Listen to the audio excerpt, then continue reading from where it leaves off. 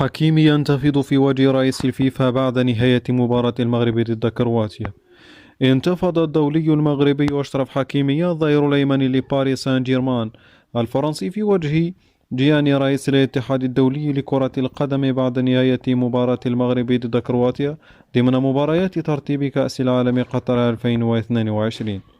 ووفقا لشبكة قنوات كأس العالم القطرية، فإن حكيمي دخل في نقاش حاد مع رئيس الفيفا بعد نهاية المباراة في النفق المؤدي إلى مستودعات الملابس. وحسب نفس المصدر، فإن صوت النقاش كان مرتفعا بعدما تعرض المنتخب الوطني لظلم تحكيمي في مباراتيه الأخيرتين أمام كل من منتخب فرنسا ومنتخب كرواتيا. ونشرت صحيفة لا جازيتا ديلو سبورت الإيطالية أن أشرف حكيمي تحدث معنفا رئيس الاتحاد الدولي لكرة القدم فيفا جياني بسبب الأخطاء التحكيمية في مباراتي أمام المغرب في مباراتيهما أمام فرنسا وكرواتيا.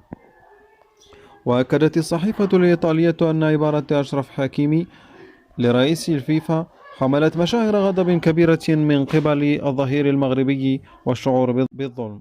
وأضافت الصحيفة الإيطالية أن أشرف حكيمي سأل رئيس الفيفا حيث قال له: لماذا لا تريد أن يحصل منتخب المغرب على ميدالية في المونديال؟ وهذا الخبر جاء سريعا وقد تداولته مجموعة من الصحف الإلكترونية،